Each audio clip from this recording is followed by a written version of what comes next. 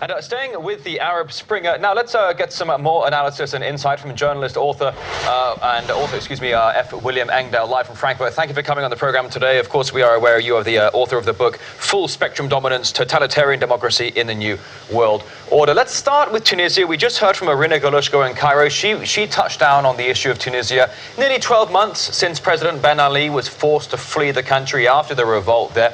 What has been achieved since then? Are the Tunisians happy with the revolution and the results forthwith? Well, quite obviously, the Tunisians are not happy. The economy is a disaster since the uprisings a year ago. Tunisia was picked as the first in a series of dominoes in a very carefully planned destabilization strategy that was planned out more than a decade ago in the Pentagon and by the RAND Corporation and others in Washington to redraw the map, essentially, of the Middle East. It was, and it's not intended to stabilize or bring democracy to any of these countries, as your correspondent in Cairo just pointed out. Now, Egypt, as you referred to Irina Galushko there, Egypt saw the second Arab Spring revolt that deposed President Mubarak. That was back in February. Elections are underway, but the protests resumed again this month with more lives being lost. Why is there still so much anger, and why is the anger still causing so much violence? Well, I think there's anger because there's been little change, but also because it's quite the case that foreign NGOs financed by the U.S. Congress and others, the National Endowment for Democracy, various other so-called human rights politicized organizations, are fanning the protests, pitting the military against these human rights NGOs. So the idea is to create as much chaos through the region as possible in order to justify, I believe, a stronger NATO role permanently in the region. Oh, when you talk about NATO, let's now turn our attention to that of Libya. Libya saw the deadliest uprising with a civil war that reportedly left tens of thousands dead. Gaddafi, as we all know, among them. NATO weighing in with airstrikes causing civilian casualties. Is there peace at last for the Libyan people? What can they look forward to for 2012? I think they can look forward to pure hell. The opposition groups were given a promise by the French well before the ouster of the Gaddafi government that they would get a chunk of the oil revenues, and that was the incentive. They were armed by the West. And now Libya is being converted, according to the latest information, into a giant NATO aircraft carrier, if you will. And the Libyan oil is being used as a bargaining chip with Japan and others. Hillary Clinton has promised Libyan oil, reportedly in return for Japanese reducing its intake of Iranian oil and putting financial pressure on Iran. So we can see what the game is in Libya is not about democracy or Libyan welfare. It's about using that to militarize the entire Eurasian landmass. Iran test fires a new medium-range missile designed to evade radars during a naval drill in the Gulf. Iran says it will soon test launch long-range missiles capable of reaching Israeli and US bases in the Middle East. A missile blasts into the sky from an Iranian warship in this Iranian state TV broadcast. Test fired on Sunday during Iran's 10-day naval drill in the Gulf, the medium-range missile is designed to evade radar. Iran's deputy naval commander tells viewers the coastline is now equipped with missile systems that can set and hit any target at any time. The missiles launch amid building tension between the West and Iran over its nuclear program, which Tehran claims is peaceful, but the West says is a cover to build a bomb. Now the European Union says it is considering a ban on imports of Iranian oil, a ban already in place in the United States. The U.S. and Israel have not ruled out military action against Iran if diplomacy fails. Iran has long-range missiles which could reach Israel and U.S. bases in the Middle East. Iran has said it will test launch those in the فروند ناو هواپیمابر آمریکایی را در محدوده رزمایش شناسایی کرد. در ششمین روز از رزمایش بزرگ دریایی ولایت یکی از یگانهای فرامنطقه‌ای ناو هواپیمابر سیریان 74 بود. هنگام مسیرش رو در تحت کنترل داشتیم و موفق شدیم که عکس فیلم هم از عبور ناو هواپیمابر Hours after the year turned, and one of the big stories of 2011 looks like it will continue to dominate the headlines in 2012. Iran saying its scientists have produced the country's first nuclear fuel rod. It's a New Year surprise for the West, which has long thought Tehran wasn't yet capable of building the rods. The assumption was on the international community, and particularly the International Atomic Energy Agency, that Iran wouldn't be able to crack the technology of producing this fuel, therefore was effectively landlocked and unable to produce or progress its nuclear weapons program. If it has done so, it means that it can now produce those key and critical elements, radioactive elements, to actually trigger a nuclear weapon. Within hours of the fuel rod announcement, Iran test-fired a medium-range missile designed to evade radar. It's part of a 10-day military training exercise near the vital Strait of Hormuz, through which more than one-third of the world's oil passes in tankers. Iran's threatening to block the strait in retaliation for any new sanctions against it. And now those sanctions have been signed into law by President Barack Obama. The measures were contained in a mammoth $600 billion defense bill, which Obama signed despite having reservations that it ties his hands on setting foreign policy. Despite signing the bill, his political opponents eyeing his job say he hasn't done enough to end Iran's nuclear ambitions. He has opposed tough sanctions on Iran, on their oil program. Why? Because he's concerned about the economy and his re-election instead of the long-term national security interests of this country. Iran's announcement about a nuclear fuel rod might be vague, but it still leaves President Obama in a tight spot heading into November's presidential election. Hello everyone, welcome to Global Government News. Today is Monday, January 2nd, 2012, and I'm Darko. My website is ggnonline.com, also ddarko2012 on YouTube, so check that out, my channel. And I have a poll up here. How will you approach the new year like any other year? With more enthusiasm, with more caution, skepticism, with fear of the unknown or not sure. Majority of people are saying 47% with more caution, skepticism, followed by like any other year. So you got to check that out. Okay, so you saw the videos there, and I'm not trying to, you know, scare you into thinking, oh, we're at the end of the world, nuclear holocaust or anything with these Iran videos. I'm just carrying it because, well, it's out there, and I think a lot of it is fear-mongering, and I think they were talking about, ooh, the presidential candidate. As soon as they started going into that, I stopped that because I don't like really covering too much of that political BS.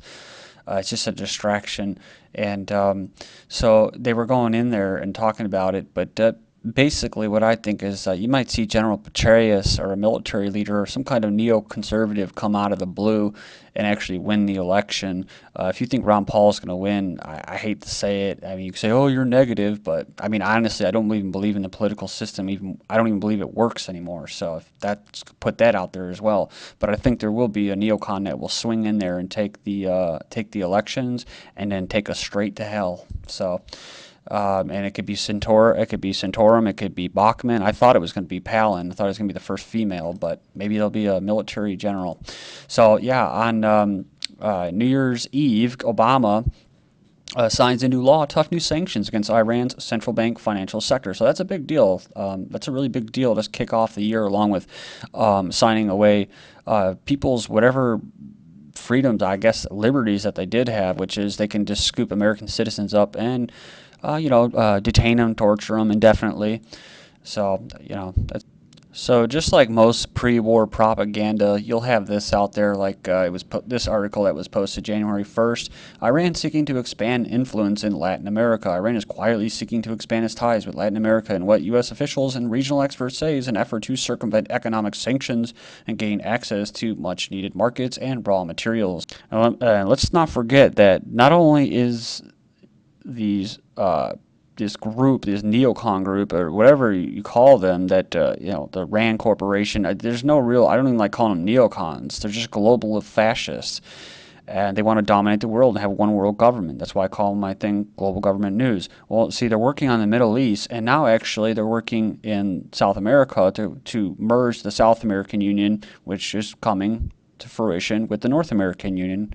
And they just got to get rid of a few people, and they've been doing that, and I'll get into that later.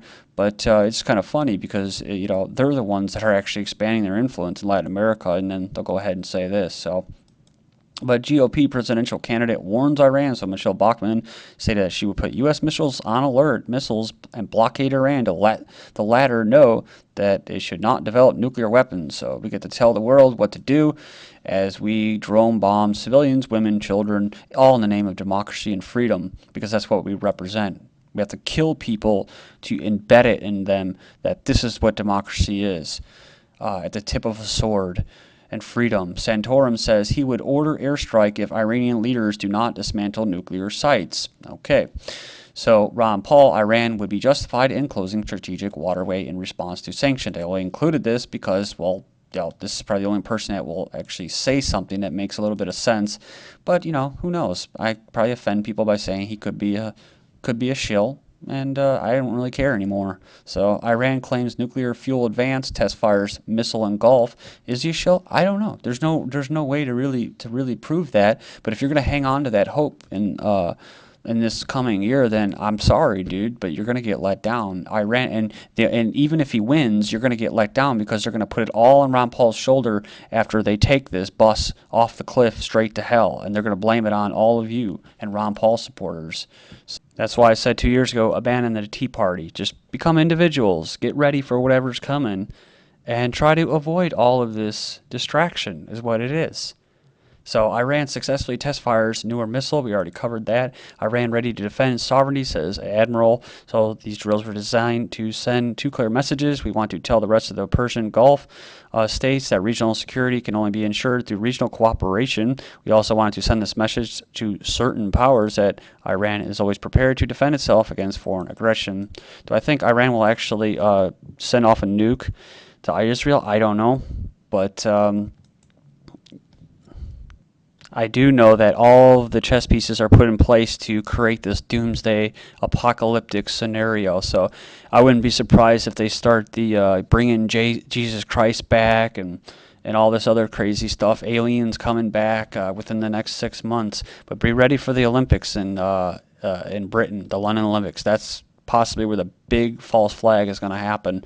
UK's secret plots for Syria. Revelations have surfaced about the presence of British spies in Syria as the UK government draws secret plans for a NATO-backed no-fly zone over the country. According to the Daily Star, British Secretary official revealed that Britain's Ministry of Defence has been drawing up secret plots to secure a NATO-sponsored no-fly zone over Syria as intelligence agents from MI6 and the CIA are examining the situation on the ground and in the country. The newspaper revealed MI6 and CIA are in Syria to infiltrate. From the 26th of December, Syrian NGOs working directly with British government, that's right. In May 2011 article, The Siege of Syria, was reported coverage by corporate-owned Western media exclusively relies on activists inside and outside the country. London-based Syrian Human Rights Monitoring Center, which apparently has no web presence, goes down there talking about how they have the Libyan terrorists or rebels now in Syria terrorizing Britain allies, breed violence in Syria. Britain and NATO's allies have launched a propaganda campaign based on blatant lies by alleged human rights activists and a network duplicity and deception to ignite a war in Syria. And people that maybe join me for the first time in GGN say, well, what's the matter with you, Darka? Are you pro-Syrian? Are you pro-Iranian? What are you, anti-American? No, I'm pro-truth. I'm sick of being lied to. I don't know about you. It's an insult to my intelligence when they tell us this crap. Armed men confess to anti-Syria actions. Two members of armed groups have confessed to carrying weapons and shooting at Syrian troops in the western city of Hamas. Says here, Syrian unrest. Arab League calls for an end to shooting. So Arab League Secretary General has called for an end to the shootings in Syria, warning snipers remain a threat. And look at this. Rebels capture Syrian troops in the north. Opposition. So now we're calling them rebels. We're calling them rebels now, guys, just like Libya. So get ready for the no-fly zone. The terrorists are in Syria. Opposition groups signed deal on post-Assad Syria. That's right. Two leading Syrian opposition parties, backed by the NGOs in the West, of course, have agreed to a roadmap to democracy. Democracy. If mass protests succeed in toppling President Bashar al-Assad, according to a copy of the document seen by Reuters, owned by the Rothschilds. So the Moroccans are going hook, line, and sinker with this whole democratic farce. Spring uprising, they're part of the docket, and they're protesting against monarchy. Well, you might as well have monarchy, because at least you know who's screwing you, right? At least you know who is getting you up the behind. Whereas if you have a democracy, you don't know, and you can't do a damn thing about it but vote. Bang your pots and pans and nothing changes. Egypt, chairman of the Center Party, demands electronic voting in the next parliamentary election. Yeah, so let's get those electronic voting machines because they worked really well in the U.S. Also, another domino is the Sudan. That's getting really hot right now after the UN allowed armed men to go in there and start terrorizing.